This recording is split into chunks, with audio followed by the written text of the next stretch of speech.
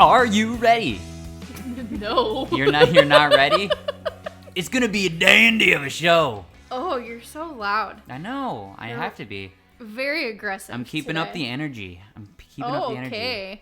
I am. I'm excited today.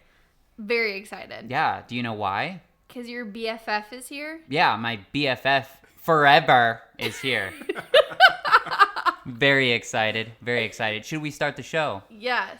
Hello and welcome to the Strive Nation podcast, the podcast where we talk about the monotony of daily life. But you know what? That's okay, because sometimes that's exactly what you need in this crazy world. My name is Cory Estreen, and as always, I'm joined by the lovely Taylor Huff, as well as today, Joseph Johnson. How are you doing today, Taylor?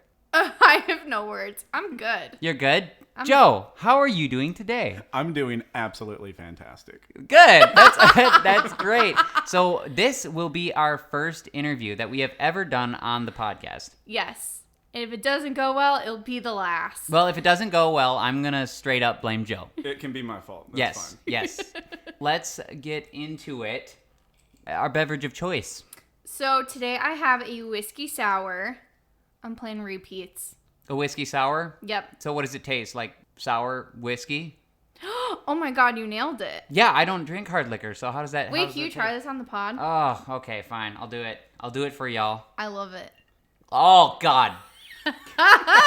How do you drink that? It's so bad. It's so good. It's so bad. No, it's good. Joe's drinking whiskey sour. Does everyone want to know what I'm drinking? No. So we're going to do the pop for you guys. Ready? Here it goes. Enjoy. That is a Beta Brewing's, yet again, Purple Haze. It's my last one. Gotta get rid of it. What does it taste like? Purple. Haze. Blueberries. Definitely blueberries. But it's okay. I like it.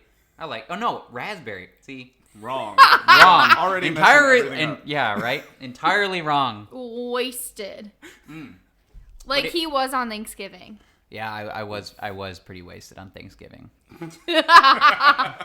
It was me and 11 women. Give me a break, okay?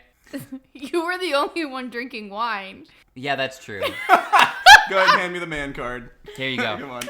There you go. We were drinking bourbon. Yeah, well, I had the first bottle, and then I had the second bottle, and then they carried me back upstairs. Then your mom was disappointed in you. My mom, shout out to my mother. I don't talk about her on the podcast enough. Here you go, Mother. I am talking about how disappointed you were in my drinking aptitude on Thanksgiving night. I had fun, and I didn't have a hangover, so it was really nice. All right. Because I fed you electrolytes. You did. You did. I did. Yeah, lots of what is that stuff? What is the Pedialyte. Yeah, Liquid IV. Liquid IV? Oh, God. Yeah. Vitamins. Before we start the show, make sure that you go right now and follow on Instagram, Twitter, and Facebook at Strive Nation Pod for all the coolest content on the internet. And for you visual people, head over to YouTube and smash the subscribe button and like every video to show that you care. Let's move on. Let's get into it so we can get this interview on the road. I'm so excited. But first. Upvotes and downvotes. Upvotes and downvotes. What do you got, Tay? My upvote is that we're going to a Christmas pop-up bar this week. Yeah. What is that, on Wednesday? It's actually around the time when this episode is going to go live, you guys. Oh, literally when it's going live. Literally. And Joe's going to be there. Woo! Yeah. So, for those of you who don't know about the Nashville pop-up bars, do you want to explain what they are? So, Nashville has created multiple ways for white girls to spend their money, and that involves creating themed bars for the seasons. So I went to Falling in Fall or some bullshit one for fall. It just had leaves and pumpkins everywhere. And now they have a bunch for Christmas. So one we're going to is at Pearl Diver. It's called Miracle. And they just have like themed drinks like spiked hot chocolate and like really tacky Christmas decorations. And we're wearing ugly Christmas sweaters. Yeah, I don't have one, so I'm going to have to get one. So I have lots. You can borrow.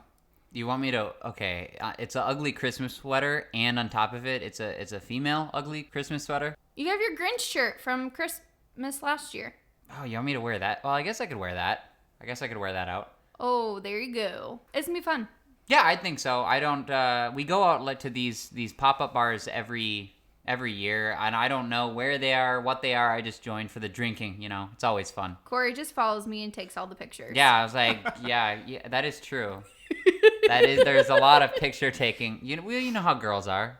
You know. Do it for the gram. Do it for the gram. Correct. Yes. Okay. What's your upvote? My upvote is Sam, one of my best friends from home, came to visit this last week, and we had a blast. Yeah. He's obsessed with NFTs, so that's good. Mm-hmm. And we just hung out. We went to Pins Mechanical as well. Had a blast. All of us got guys. It's gonna seem like we're alcoholics, but we're really not. we went to Pins. We played some duck pin bowling. Yeah. And we also played Giant beer pong. Beer pong. Trash can beer pong. Trash can beer pong. I have to say something. Never mind. I'll save it. It's my new downvote. Oh, what? I think I know what this one is. Wow.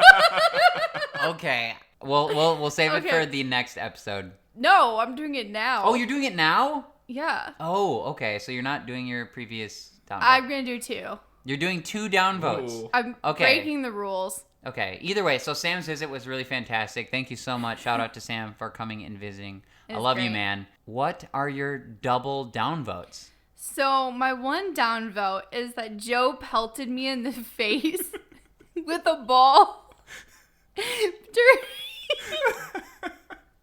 during oversized beer pong.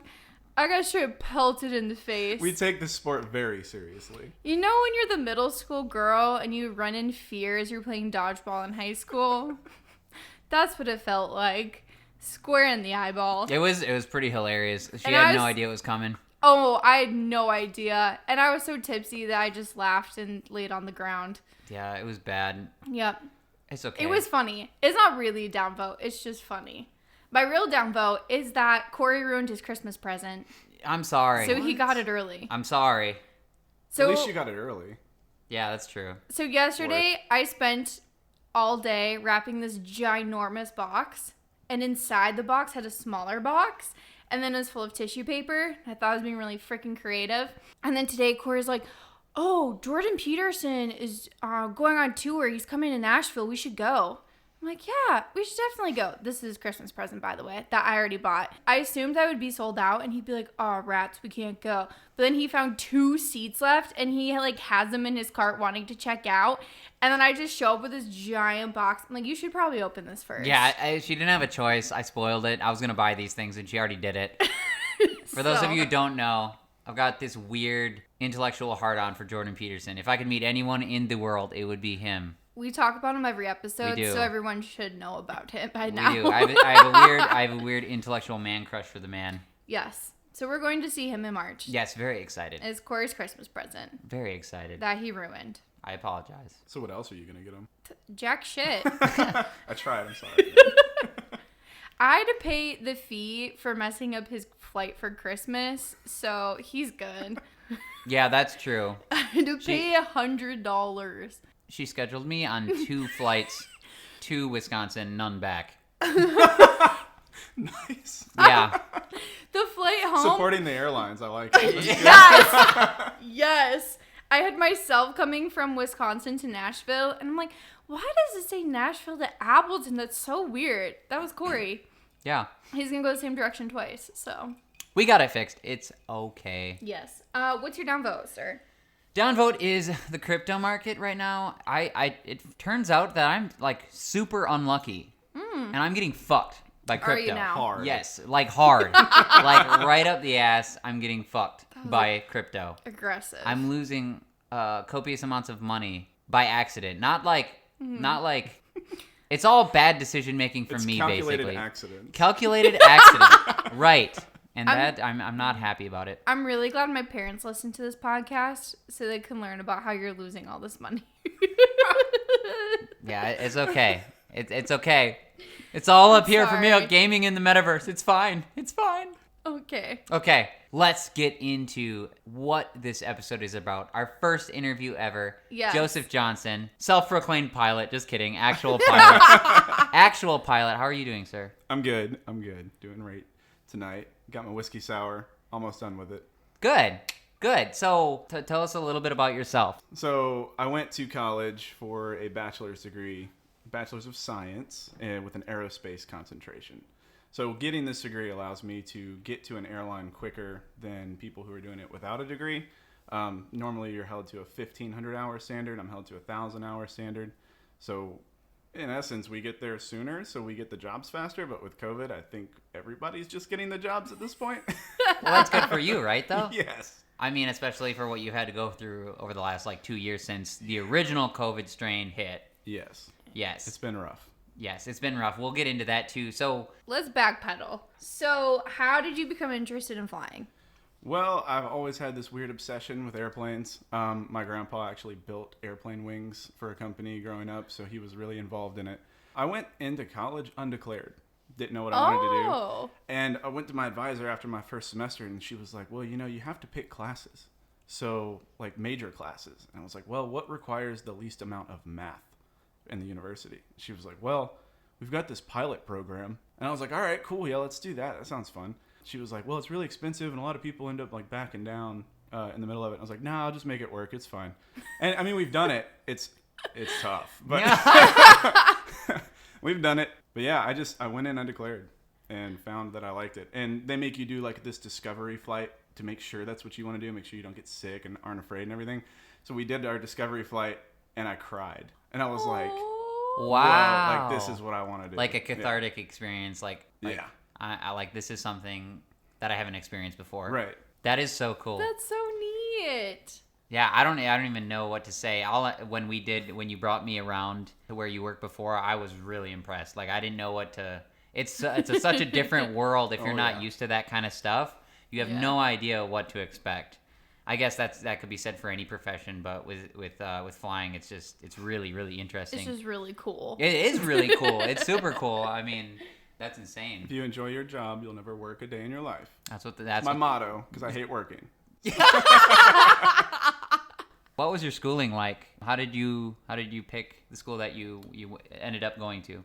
Well, I went to MTSU just because it was close to home, and I later found out that they have one of the most prestigious pilot programs in the country. So I kind of just fell into it. It was not planned at all. People go to high school and they're like, yeah, I want criminal justice or engineering, and they pick a university that's for that.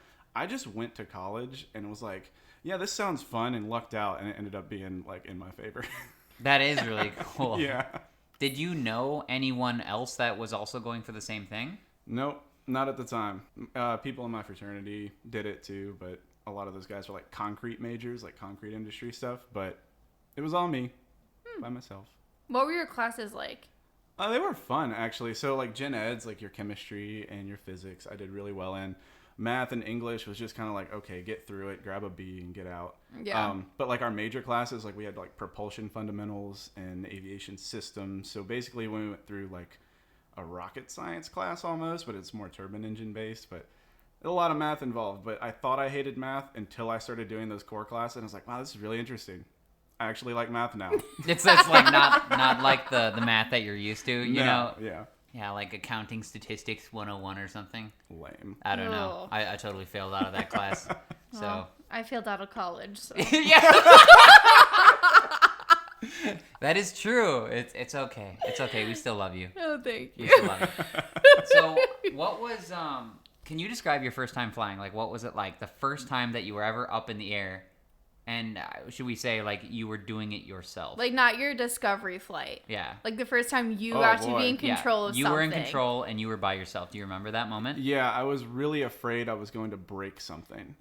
So everything that I would do, every control input was very slow and very fluid and not jerky or anything. And because I thought if I turn this plane too fast, it's going to break our wing off and we're all going to die. Great. But that was not the case at all. I was very careful with everything, but there was no fear. It was more exhilarating.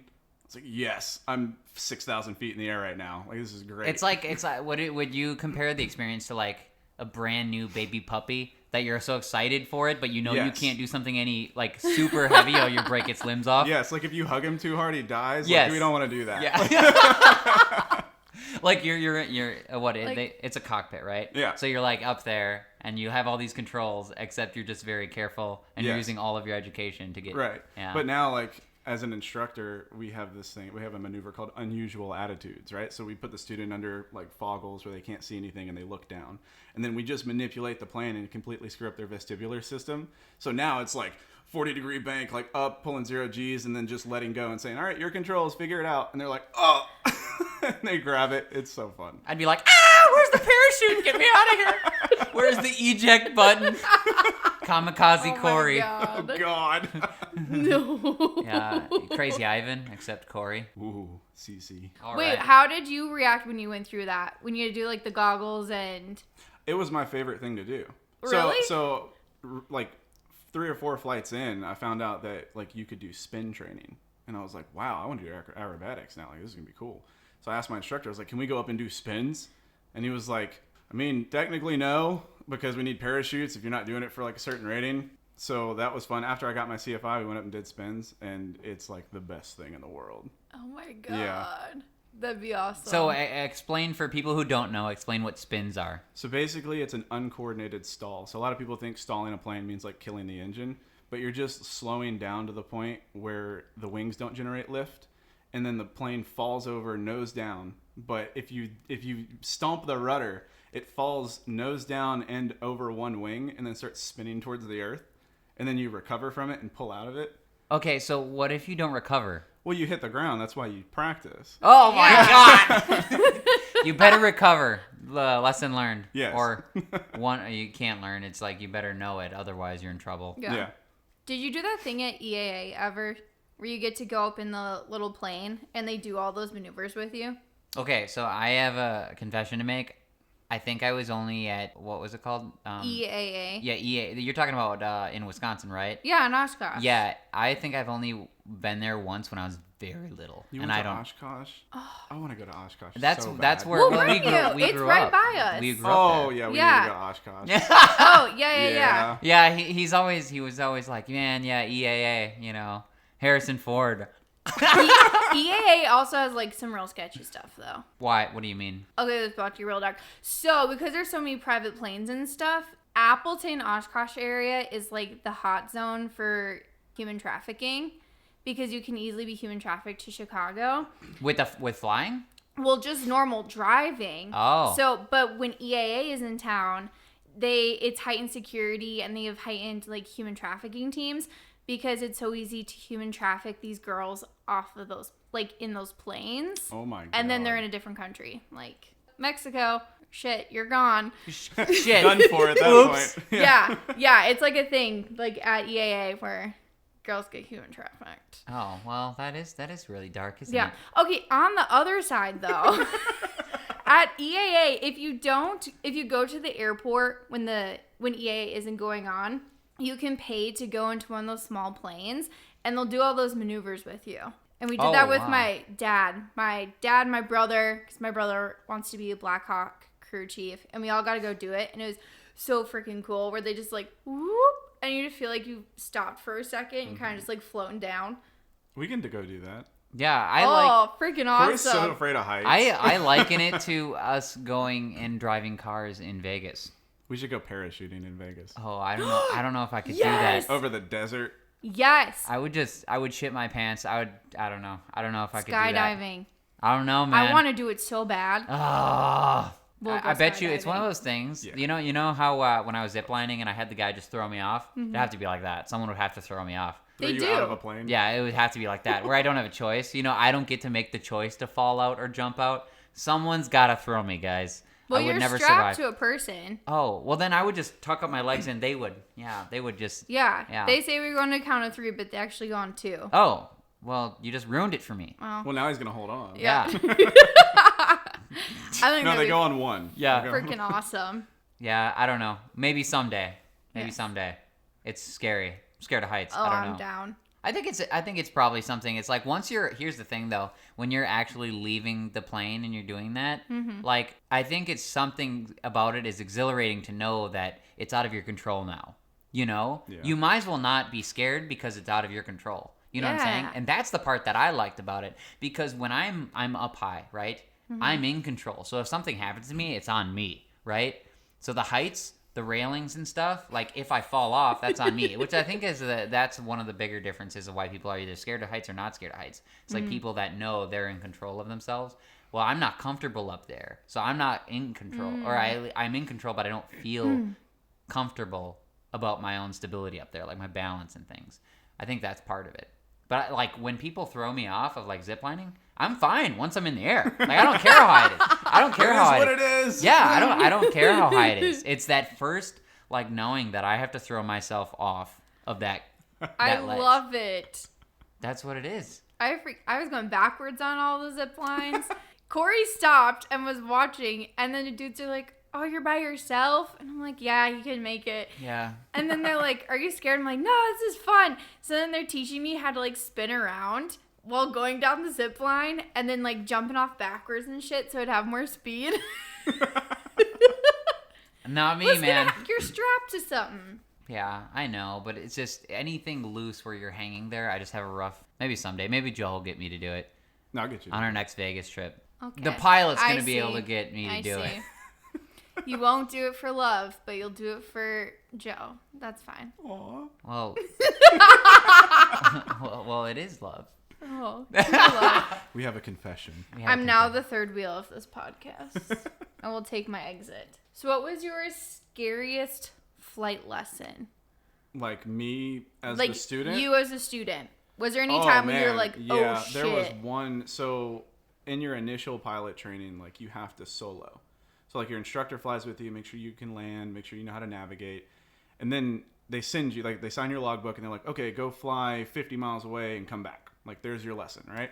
So I flew to an airport 50 miles away and then I was coming back, landing at our home airport.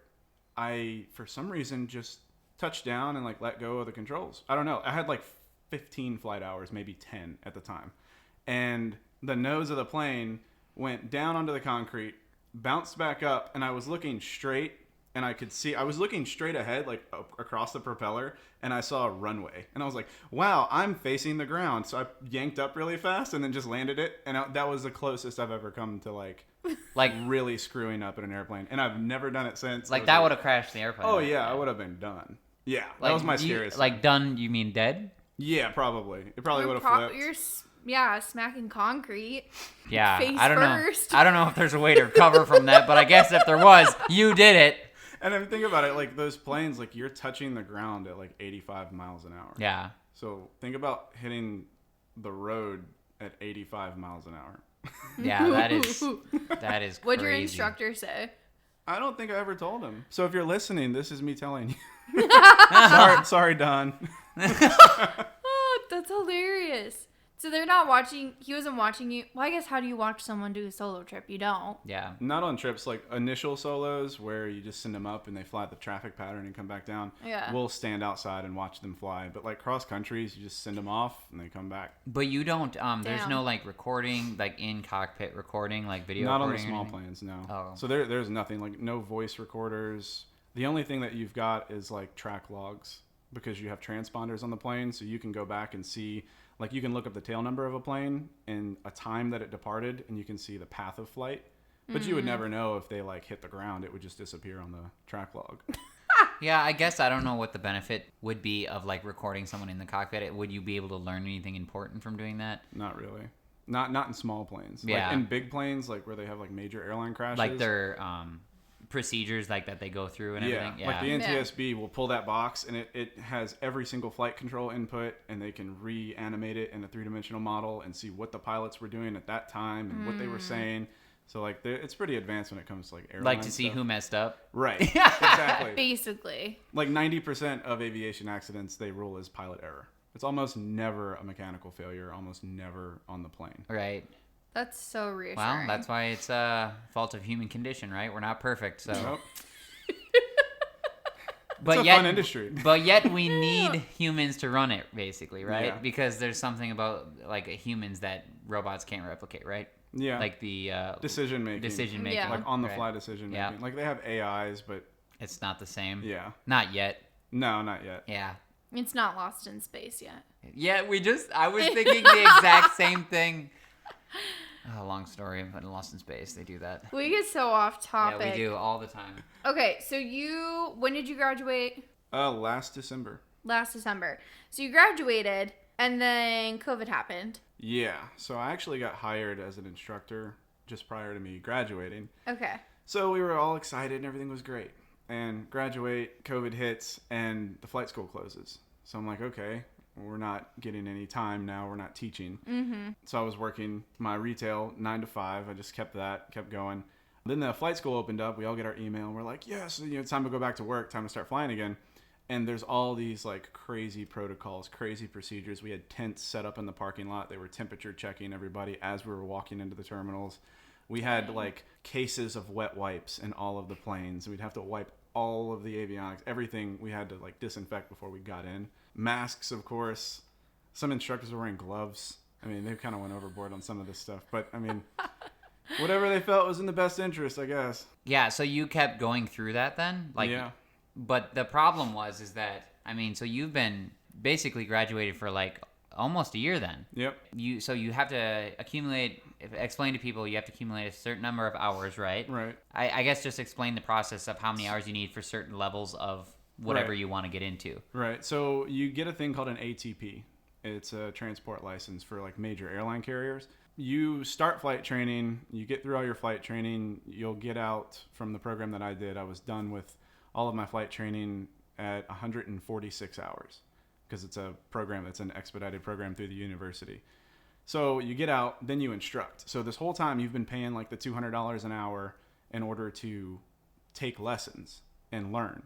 But now you have a CFI certificate, and now you're getting paid to teach other people, but you're also building time. So it's a whole lot cheaper than just like renting an airplane for the next 800 hours or buying your own airplane. Now I'm flying their airplanes, they're paying me to teach their students, and I'm still logging time. So you hit your 1,000 at some point after you're done instructing. Apply for the airlines when you're around 600-700. They give you a class date. So they say, you're averaging 50-60 hours a month. So where you're at now, it should take you 6 more months to finish. Your class date is June 3rd. And it's up to you to hit your hours by June 3rd. If you don't hit your hours, they'll either extend your class date or they'll drop their job offer to you. So you were paying $200 an hour. Roughly, yeah. Damn. Yeah, there's a lot. Sally Mae's got me. Yeah, I was gonna say. So I mean, because it's not cheap to go what you went through for schooling. Yeah. So how do they expect like someone to be able to go through that? Granted, now without COVID, it should be a lot easier to get a job maybe. But now you're put in a situation where you had to pay all this, and it was harder to get a job because the flying industry was going in the tanker because no one was traveling. Yep. Right. So that's why they deferred all of our loans. Right. But private loans like I had weren't deferred. So they just were like, tough shit. Like, figure it out, bud. Right. And a lot of people are in your situation as well. Yeah, there are a lot. A lot of people got second and third jobs to try and just pay for their student loans and their living expenses because we weren't flying as much. A lot of them were like jobs like AutoZone or Walmart, things like that. Just little things here and there. Because, I mean, a flight instructor schedule is nuts. Like you're scheduling around all your students' classes. So you've got morning flights at 6 a.m. I've got night flights till 11 o'clock. And we can't fly more than 8 hours in a 24-hour period. So a rolling 24-hour period, we can only fly 8 consistent flight hours per like the FAA. Yeah. So it's really hard to balance all of that stuff in. It's not like, oh, I'm going to go to work at 7 and I'll be off by 5. It's like, no, I'm going to get to the airport at 6 a.m. and then I'm going to do 2 flights, sit around for 3 hours. Then I'm going to do some more flights, sit around for a couple hours.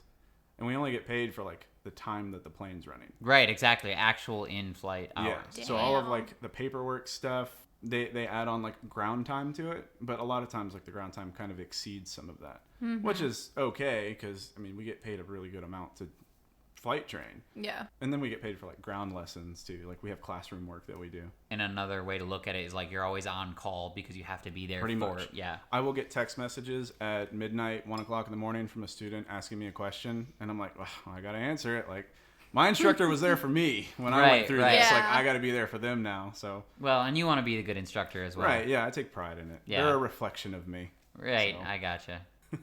I just imagine like Top Gun classroom where they're all like getting screamed at.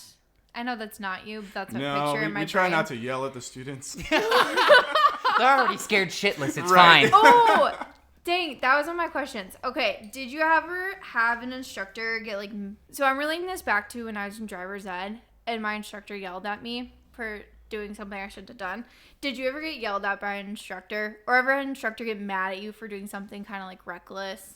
Well, I never got yelled at. Okay. I was pretty on my shit. Like, I never failed a single check ride, a single exam, a single written. Like, I went straight through first try, got everything done. Like, I studied my ass off. Nice. I do remember one occasion. Here it comes. I was flying on a checkout flight. It was like it's called a stage check, where you've learned all of the stuff up to this point and you're flying, and they assess it, make sure you're good, then you can move on to the next like section of your training. And we fly holds at 90 knots, 100 knots. I was flying at like 72 knots because I was like really nervous about, okay, how am I going to enter this holding pattern? You know, how are we going to shoot this approach? And the instructor was like, you know, if you fly faster, this would be over quicker. And that's all he said. Wow. And I was like, yeah, you're right. Like, push the power in.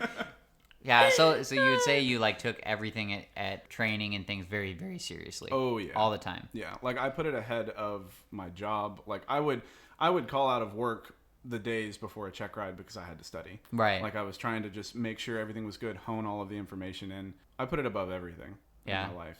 Well, I guess that's how you know you're passionate about it. Yeah. You know? A lot of money. Well, that better be too. passionate. So much money. There's that. Yeah. Oh my gosh. When all this COVID stuff was happening and you couldn't teach anymore, did you ever think about, shit, I might have to like pivot careers? Or you're just like, Yeah. I'm going to hold it out? Yeah, I thought about that. We were looking at other options in different industries, transportation industries and stuff. And the running joke was like, oh, I guess we're all just going to go be bus drivers. Oh my God. That'll work. We'll just do that. Like, cool. Even though the transportation industry was probably not the one to go into. Yeah. A lot of people, honestly, when COVID hit and the airlines started shutting down, they started looking at like medical supplies, ferry flights. So there are certain companies that will transport medical supplies and blood and stuff. And those were still going strong. They had to. Yeah, we Right, needed yeah. them. Yeah. So we all started kind of looking at that too. But then there's such an influx of people trying to do that too, Right. and then It's all of us with like 800 hours, and then you've got like the Southwest captain that's got 30,000 hours. He's like, yeah, I just got furloughed. Guess I'll go fly medical supplies, and Right. he's like 1,500 times more qualified than all of us. Right. They're not hiring us. right, exactly, exactly. Maybe for you to be cheaper, but That's true. that's yeah. fun. So as much as you're willing to say, like, I know everyone has their own opinions on COVID, what happened a couple years ago, and we're still dealing with it. COVID 1, COVID Delta, Couple now years COVID. ago. Omicron. What is Omicron? We're going through it yet again. Yep. What is your opinion, as much as you're willing to say, about COVID in general? I think that it's something that people, I guess, need to take seriously. Like, it's definitely something that we can't just sit around on. But at the same time, I think some of the regulations that they're implying are a little bit over the top. There are certain major airlines that are starting to charge their employees $200 a month if they don't get vaccinated. Oh, yeah, I saw that. And there are some airlines that are trying, like, so that's one of the things where, like, here's a punishment, right? But there's also some airlines that are saying, hey, we'll give you 2 days of pay, like regular hourly pay, to go get your vaccine. Like, you're going to get paid to get your vaccine, which is kind of more of an incentive to do it. So you've got some that are punishing people, some that are incentivizing people, and it's like, Right. you know, what are we going to do? And that's really taken a lot of effect in us at our level, because a lot of my friends won't go to certain regional airlines because they require a vaccine. Right. So now everybody that's in the aviation program are all trying to flow into these airlines that don't require vaccine. So now some of the small ones have all these openings, but you got to get stuck in order to work there. But there's 1,500 applications at the ones that are fighting against a vaccine. Yeah. Yeah, I guess everyone has their own views about it too, and I know some people. I don't know the circles that the people that you know, whether they're like they have no problem getting the vaccines. I imagine some do. Some are like definitely on the I'm not getting the vaccine 100%. We saw the what was it, Southwest with all of their people, or was it what was the airline I think Southwest where they had all those boycotted. strikes, Yeah. the strikes and everything, and so then they blamed it on They the blamed it weather. on- On the, Yep. on the weather, and then the pilots timing out. Yeah. Yeah, yeah. There apparently Southwest runs a linear route, not a spoke and hub route. And basically what that means is they'll fly a plane. Say you fly a plane from Nashville to Florida. That same plane's going to go fly from Florida to Texas, then Texas to Michigan, then Michigan to wherever. Whereas some airlines operate out of a hub. So like they'll go Nashville to Tupelo, Mississippi, back to Nashville, back to Tupelo, back to Nashville, down to Miami, back to Nashville. They all go back and forth. So when one thing happens, it downs like 15 flights. And that's kind of what they're saying was an issue with that. Because the pilots union came out and said this was definitely not a strike. But it's just kind of odd, the timing. He is so tactful. Vicious. Yeah, as you probably know, as far as Taylor and I, our opinions on COVID, we're tired of it. We understand it's a thing, but we're totally not on the ball of the government forcing people to do it, stuff like that. I mean, I got vaccinated and I got COVID. And she got vaccinated, and I gave it to her. Yeah, and I gave it to her. And I also fly, like, at this point, once a month, it seems like. And I've never once been worried about getting COVID on a plane. Yeah, I mean, and now we're looking at the Biden administration having anyone who comes into the country they're looking to do the 7-day quarantine or whatever. Are they really? Yeah, They're bringing that back? Bringing it back? Oh, it wait, was no. a thing? No. Sorry. Everywhere, all the other countries, like, had to be a thing. Oh, yeah. Oh. Yeah. International travel's taken a big hit. They brought international travel back, right? Now you can actually come back in and out of the country. But you have to be vaccinated if you're not a U.S. citizen. Yes. You gotta show your little, like, vaccine passport. And even New York, over the last couple days, I think they're doing mandated vaccinations for all companies, private and public, in New York State now. Really? Yeah, you gotta do that little passport to get into passport anywhere. everywhere. Oh, wow. Yeah, so I imagine a lot of people are gonna. It's like scannable on your phone. You like show your phone to enter a restaurant. Yeah, Because it's bizarre. Well, because Mayor de Blasio is getting thrown out. I'm just kidding. Not actually. He's not getting thrown out. The term is ending or whatever. And right before, he's just gonna try to punch this bad boy through. So. Okay. What freaked me out about COVID vaccine is at the school they have flyers, and it say if you get the vaccine, you have to ground yourself for 2 days per the FAA. Like, as pilots, we're not allowed to fly for 2 days after we get vaccinated. So every shot we get is 2 days that we're not going to be flying. Damn. That's Wow. why they said you'll get paid for... Some airlines say you'll get paid for 2 days. That makes sense. Interesting. It's just a weird scenario where the government and, like, Americans don't like being told what they can or can't do. They do not. And I completely get it, too. I mean, I understand it. So, travel obviously has slowed down since COVID happened. You see it picking up a little bit. Do you ever see travel being as big as it was, like, pre-COVID?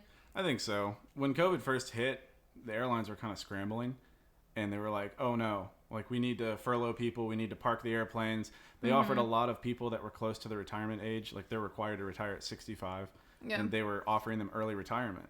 So they got rid of a bunch of people, and now it started spiking back up, and they're like, oh shit, like, we need 4,000 people next month.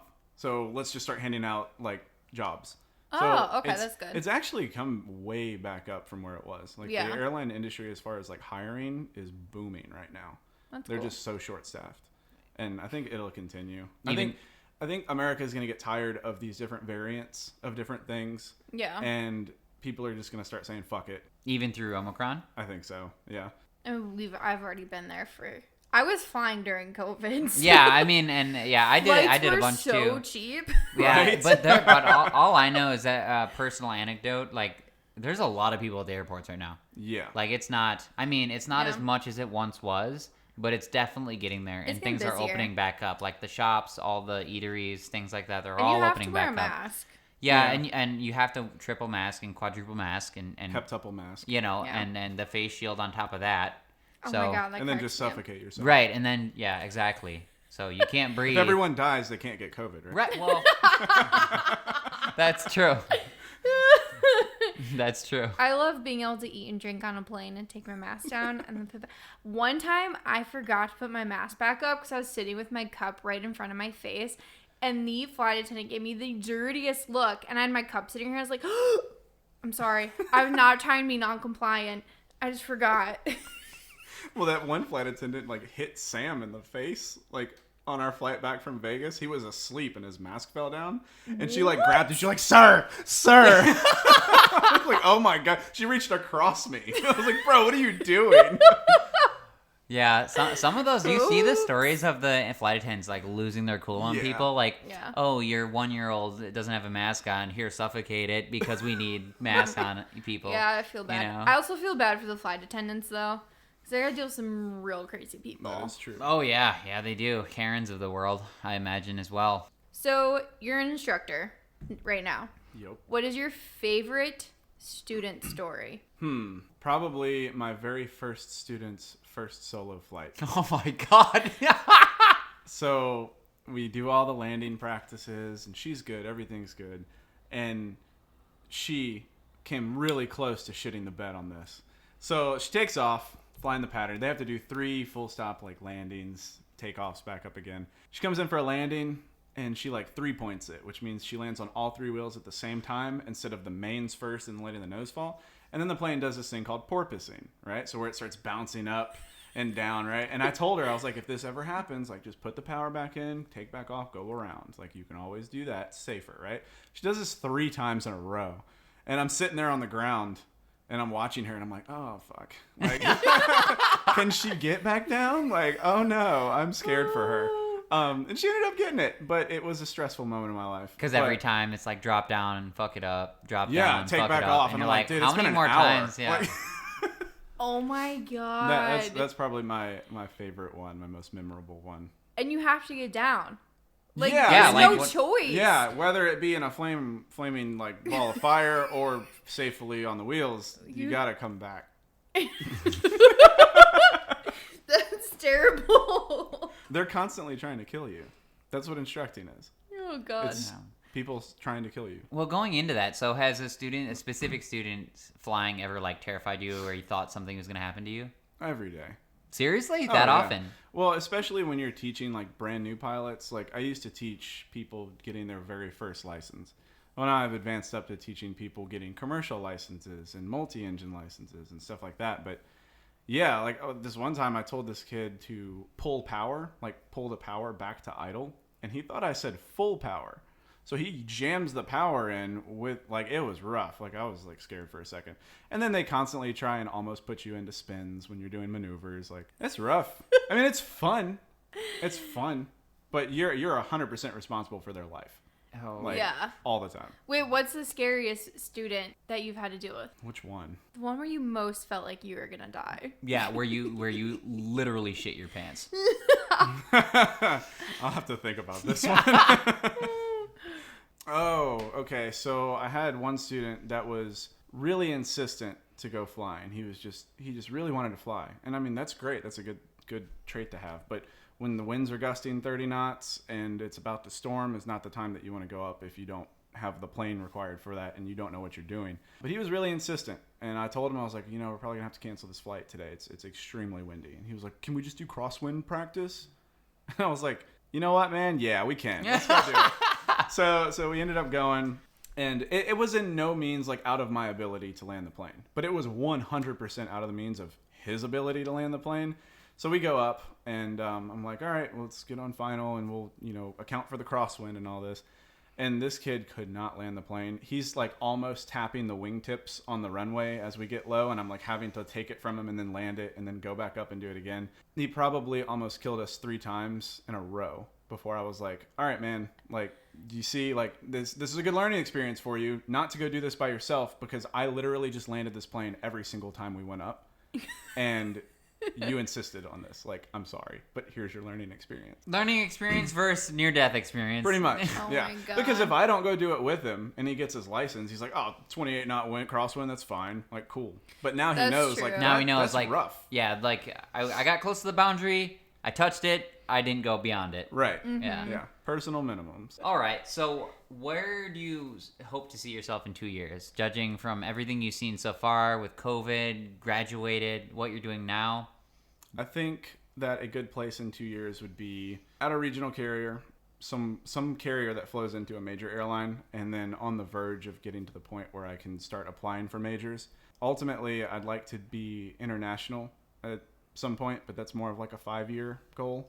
2 years, I think a good spot would be a regional airline, flying either on the East Coast, Florida. I've been looking at Florida, maybe up in Pennsylvania with just a jet.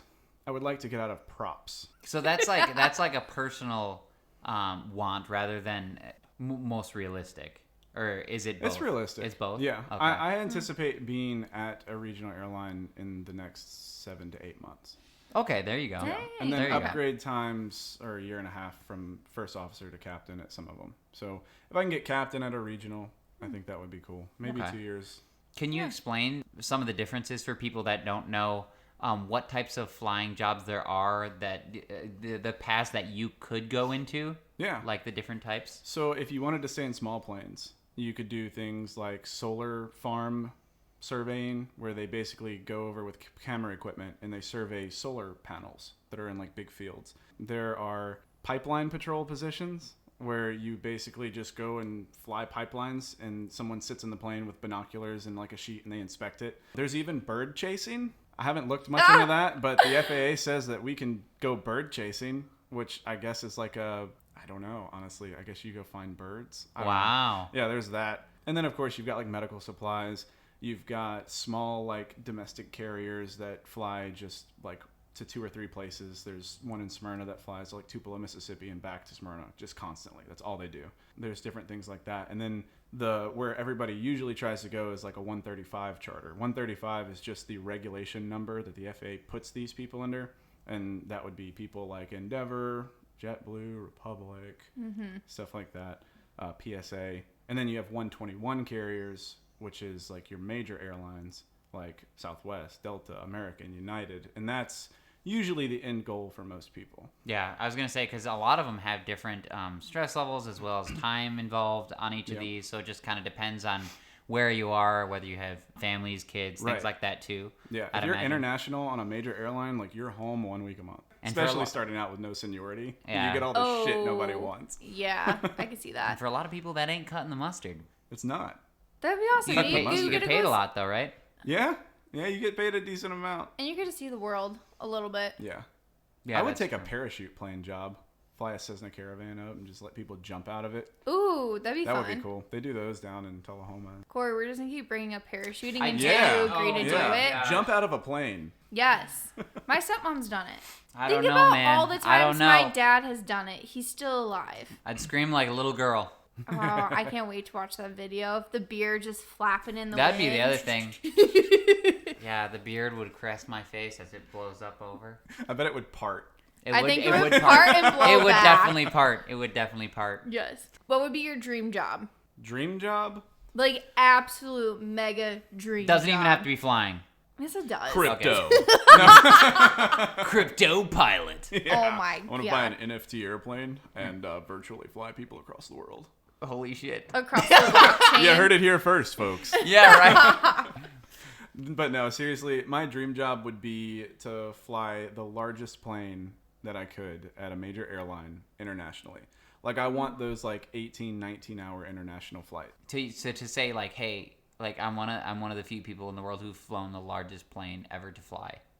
Well, pretty much. I mean, to an extent, there's some pretty big planes.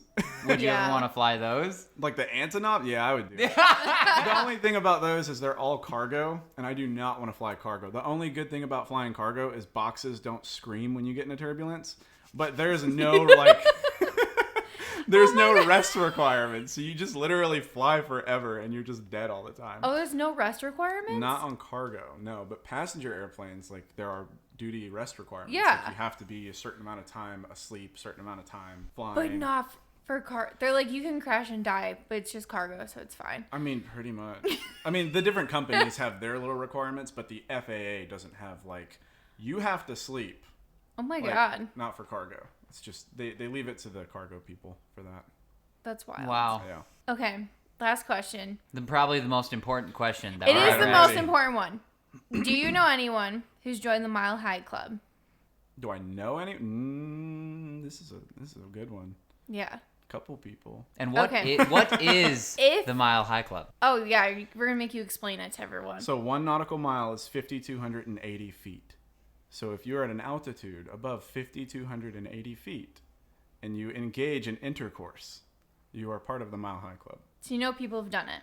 A few. But they own their own planes. Yeah, okay, I was just about to ask, what is the most successful way to join the club? Well, not on an airline in the bathroom, because they will catch you. But I would say... Personal experience? What? Nope. If you owned your own plane, if you just balled out and bought your own plane with a really good autopilot, you could probably do it like that. Okay. But it's really hard because a lot of those small planes are just like 4-seaters, so you'd have to have like some baller money and buy a jet. Or, you could buy a jet and then just have some pilots fly it and you're in the back. Some of those jets have bedrooms in them. Full showers, jacuzzi tubs. Yeah, I've seen some pretty crazy stuff. Oh my God. So that would be the safest way to do it. Gotcha. I've heard of people joining by international flight because you have those like cubby things. That's true, yeah. If you fly for like Emirates and what like is it? fancy business class. Yeah, like $10,000 tickets. Yeah. Your own suite. I guess you could do it like that, yeah. That'd be easy. Okay, new item on the bucket list. You got to sell that NFT and buy a couple tickets. Right, Okay. exactly. Are you buying the plane or are you buying its international flights? Both. We'll get there. It's all on the bucket list. No. All right, awesome. Thank you so much for joining us today, Joe. Anytime. It has been a pleasure. A lot of that stuff, most people, would never know. Not everyone has a friend that's a pilot. Well, that's true. I consider myself very lucky. Aw. So. Oh, you guys are so sweet. We're going to end this before it gets weird. That is true. Remember, guys, that we have bi-weekly show uploads on Wednesdays, and our next episode will be the December monthly scoop on the 22nd of December, right before Christmas. Right before. Shout out your stuff. Like my Instagram? Everything you want to shout Yes. out. Oh, okay, my Instagram is Joseph L. Johnson. It's very... Real profesh. It's profesh. Go Yep. follow Pilot Joe. My TikTok is Flyboy Joe with an I. Shut D-O-I. Hey guys, thank you so much for listening this week's episode of the Strive Nation podcast with your hosts Cory Estreen and Taylor Huff. Make sure you follow us on all social media platforms at Strive Nation Pod on Twitter, Facebook, Instagram, and YouTube. Join us for our next episode in 2 weeks. And remember, when the world is upside down, Strive Nation is right side up for you guys. Have a good one.